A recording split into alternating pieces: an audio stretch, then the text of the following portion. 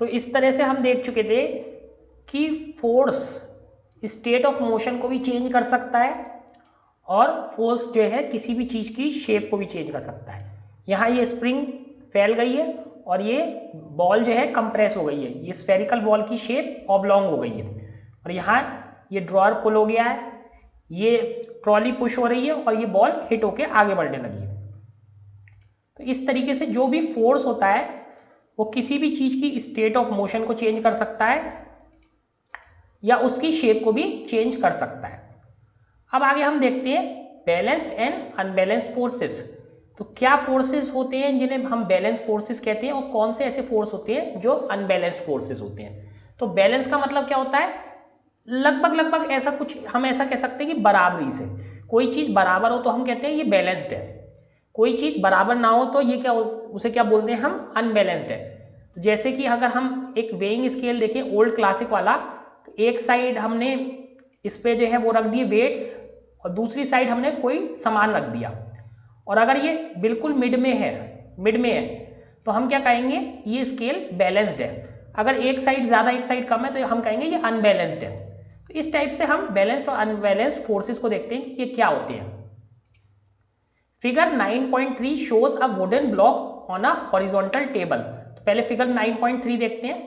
तो यहाँ देखते हैं ये एक टेबल है, टेबल के ऊपर एक वुडन ब्लॉक है, टेबल है ये हमारी, टेबल के ऊपर क्या है, एक वुडन ब्लॉक हमारा रखा हुआ है। Two forces acting on wooden block. तो इस वुडन ब्लॉक पे क्या है, दो फोर्स एक्ट कर रहे हैं, तो इसके बारे में पढ़ते हैं कि ये कैसे काम कर रहा है। तो टेबल पे हमारा वुडन ब्लॉक है ऑन अ हॉरिजॉन्टल टेबल। तो कैसी टेबल है, हॉरिजॉन्टल टेबल है। Two strings X and Y, कितनी स्ट्रिंग है, दो स्ट्रिंग है। X and Y are tied to the two opposite faces of the block as shown. तो इस ब्लॉक से जो है दो स्ट्रिंग्स जा रही हैं एक्स और वाई। तो ये एक्स और वाई अपोजिट साइड में, एक ही साइड में नहीं है, अपोजिट साइड में है। If we apply a force by pulling the string X the block begins to move to the right. अगर हम एक्स पे एक पुलिंग फोर्स लगाते हैं, एक्स पे एक पुलिंग फोर्स लगाते हैं, तो ये ब्लॉक क्या होगा, ये ब्लॉक जो है राइट साइड को चलना स्टार्ट कर देगा जैसे ही एक्स पे पुल फोर्स लगाएंगे। Similarly if we pull the string B the blocks moves to the left. अगर हम वाई पे केवल इस वाई वाले पे फोर्स लगाएं तो ये ब्लॉक कहाँ चलना स्टार्ट कर देगा, ये ब्लॉक लेफ्ट साइड को चलना स्टार्ट कर देगा। अगर केवल एक्स पे लगाएंगे तो राइट चलेगा, अगर केवल वाई पे लगाएंगे तो ये लेफ्ट चलना स्टार्ट कर देगा, ठीक है। But if the block is pulled from both the sides with equal forces the block will not move. तो लेकिन अगर ऐसा कुछ हो जाए कि हम दोनों साइड से इस ब्लॉक को इक्वल फोर्स से खींचने लगे तो ये ब्लॉक कहीं भी नहीं जाएगा। दोनों साइड से हम खींचने लगे, इधर से इधर की साइड और इधर से इधर की साइड, और वो भी इक्वल फोर्सेस से खींचने लगे तो क्या होगा, तो ये ब्लॉक कहीं नहीं जाएगा, ये यहीं रहेगा। तो इक्वल फोर्सेस से हम दोनों साइड से खींचना शुरू कर दें तो ब्लॉक कहीं भी नहीं जाएगा। Such forces are called balanced forces. तो इस टाइप के फोर्सेस जो होते हैं उन्हें हम क्या बोलते हैं, बैलेंस्ड फोर्सेस।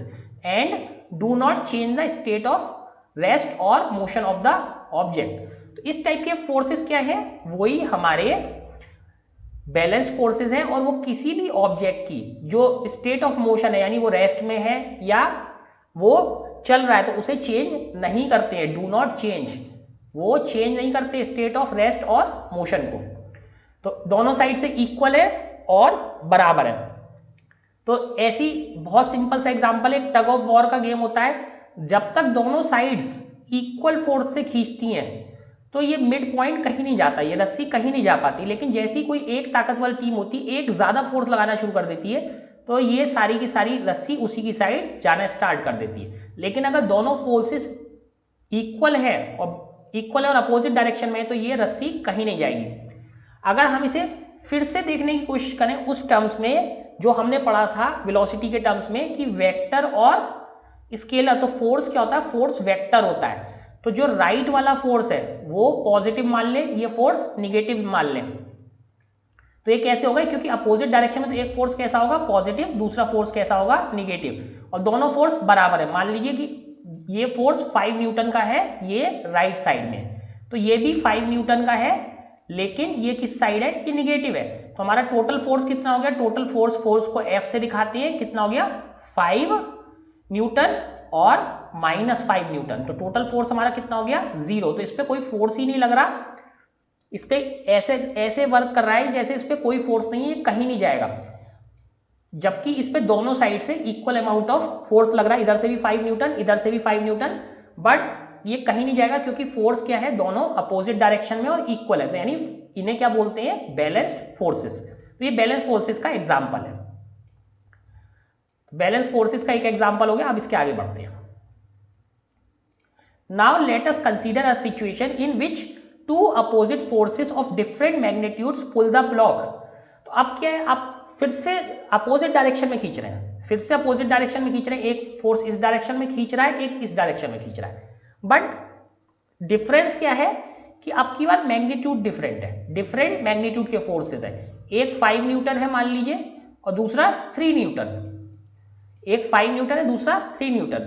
तो ये पुल कर रहे हैं। In this case the block would begin to move in the direction of the greater force. इस केस में क्या होगा, ब्लॉक जो बड़ा फोर्स होगा, जो बड़ा फोर्स होगा उसकी तरफ चलना स्टार्ट कर देता है। बड़ा फोर्स कौन सा है, 5 न्यूटन। ब्लॉक इसकी तरफ चलना स्टार्ट कर देगा, क्योंकि अगर ये +5 है और ये -3 न्यूटन है, तब भी हमारा +2 न्यूटन का फोर्स बच जाता है। +2 न्यूटन की फोर्स के साथ ये इस राइट डायरेक्शन में चलना स्टार्ट कर देगा। अगर यही अपोजिट होता कि ये वाला 13 न्यूटन होता, ये 5 न्यूटन होता, तो -13 और +5 न्यूटन। तो माइनस कौन सी साइड ली है हमने, माइनस, देखो माइनस हम कहीं पे भी ले सकते हैं, हम इस साइड को माइनस ले सकते हैं, हम इस साइड को, तो वो हमें डिसाइड करना है। जनरली हम लेफ्ट साइड को माइनस लेते हैं, तो माइनस लेके हमारा क्या बचा फोर्स, -8 न्यूटन। तो यानी वो 8 न्यूटन से चलना शुरू कर देगा। और माइनस से क्या मतलब है, माइनस से मतलब है कि इसकी डायरेक्शन लेफ्ट साइड की तरफ है। माइनस का सिर्फ इतना ही मतलब है कि इसकी डायरेक्शन किस साइड है, लेफ्ट साइड। तो अब बड़े फोर्स की तरफ वो चलना स्टार्ट कर देगा। Thus the two forces are not balanced। तो ये कैसे फोर्सेस है, नॉट बैलेंस यानी अनबैलेंस्ड फोर्सेस है। The unbalanced force acts in the direction of the block moves. तो अनबैलेंस्ड फोर्स किस डायरेक्शन में वर्क करता है, जिस डायरेक्शन में ब्लॉक जा रहा है। ठीक है, तो अगर मानते हैं कि ब्लॉक इस डायरेक्शन में जा रहा है, राइट साइड, तो हमारा अनबैलेंस फोर्स, यहां ज्यादा फोर्स है, यहां कम फोर्स है, तो ज्यादा फोर्स की डायरेक्शन में ये ब्लॉक मूव करने लगेगा। This suggests that an unbalanced force acting on an object brings it in motion। तो इसीलिए क्या होता है कि जो अनबैलेंस फोर्स होता है, अनबैलेंस फोर्स किसी भी ऑब्जेक्ट को किस में ले आता है, मोशन में ले आता है। तो अभी हमने देखा जो बैलेंस फोर्स थे वो तो ना तो रेस्ट से मोशन में ला पा रहे थे, ना मोशन से रेस्ट में, उनसे कोई फर्क नहीं पड़ रहा था, फोर्स तो दोनों साइड से इक्वली लग रहा था। लेकिन जैसे ही फोर्स अनबैलेंस्ड हो जाता है, अनबैलेंस फोर्स क्या होता है, वो ऑब्जेक्ट को किस में ले आता है, मोशन में। ऑब्जेक्ट मोशन करने लगता है, और मोशन तो हम पढ़ चुके हैं, मोशन का मतलब क्या होता है, change in position with time. तो अब यहां देखते हैं, what happens when some children try to push a box on a rough floor. अगर कुछ बच्चे हैं वो एक बॉक्स को ट्राई कर रहे हैं पुश करने की, लेकिन फ्लोर कैसा है, रफ फ्लोर। तो ये बच्चे क्या कर रहे हैं, ये इस बॉक्स को पुश करने की कोशिश कर रहे हैं, बट फ्लोर रफ है। अब इसमें देखते हैं क्या होता है। तो यहाँ 3 पोजीशन है, यहाँ 2 बच्चे हैं, ये पुश कर रहे हैं। तो पहले ये पुश कर रहे हैं और यहाँ पे एक कोई अपोजिट फोर्स लग रहा है, जो कि हमने क्लास 8 में भी पढ़ा था कि वो अपोजिट फोर्स क्या था, वो अपोजिट फोर्स फ्रिक्शन का था। वो अपोजिट फोर्स किसका था, फ्रिक्शन का। फ्रिक्शनल फोर्सेस किसी भी चीज को मूव होने से रोकते हैं, पर वो थोड़ा सा और जोर से पुश करते हैं तो थोड़ा सा और फ्रिक्शन बढ़ जाता है। बट जब वो बहुत ज्यादा जोर से पुश करते हैं तो अब वो फ्रिक्शन से ज्यादा फोर्स से पुश कर रहे हैं और ब्लॉक में थोड़ा सा फोर्स बच जाता है और ब्लॉक इस डायरेक्शन में चलना स्टार्ट हो जाता है। तो इसे देखते हैं कि कैसे समझाया गया है। तो what happens when some children try to push a box on rough floor. तो यहाँ पे रफ बहुत जरूरी है, फर्श कैसा है, रफ है, फर्श स्मूथ नहीं है, स्मूथ फ्लोर पे क्योंकि हमें फोर्स कम लगाना पड़ता है, ताकत कम लगानी पड़ती है। तो ये पुश कर रहे हैं रफ फ्लोर पर। इफ दे पुश द, तो अगर वो क्या कर रहे हैं, if they push the box with a small force, मतलब बहुत थोड़े से फोर्स से लगाते हैं उस पर। तो आप भी अपने घर पे देख सकते हो कि कोई हैवी ऑब्जेक्ट है, उस पर बहुत थोड़ा सा फोर्स लगाओ, the box does not move, तो बॉक्स क्या होगा, हिलेगा ही नहीं, बॉक्स नहीं हिलेगा, क्यों, because of friction acting in a direction opposite to the push. तो अगर बहुत थोड़ा सा फोर्स लगाएंगे तो बॉक्स हिलेगा ही नहीं, क्यों नहीं हिलेगा, क्योंकि जो फ्रिक्शन का फोर्स है वो अपोजिट डायरेक्शन में लग रहा है। फिगर 9.4a, तो पहले वाले में हमने क्या देखा था, थोड़ा सा उन्होंने फोर्स लगाया तो फ्रिक्शन ने उसको इक्वल कर दिया, क्योंकि फ्रिक्शन किस डायरेक्शन में था, अपोजिट, और बॉक्स नहीं मूव किया। This friction forces arises between the surfaces in contact, in this case between the bottom of the box and floor's rough surface। तो ये फ्रिक्शन कैसे आता है, फ्रिक्शन फोर्स जो अराइज होता है, यानी वो आता है, जो फ्रिक्शन फोर्स कहाँ से आता है, ये दो सरफेसेस के बीच में आता है। किस वजह से आता है, ये कांटेक्ट जो है दो सरफेस के बीच में, जो दो सरफेसेस कांटेक्ट में है, कौन कौन सी, बॉक्स का बॉटम और रफ सरफेस जो है फ्लोर की, उनके बीच में कांटेक्ट की वजह से फ्रिक्शनल फोर्सेस अपने रोल में आ जाते हैं और यही बॉक्स को मूव होने से रोकते हैं।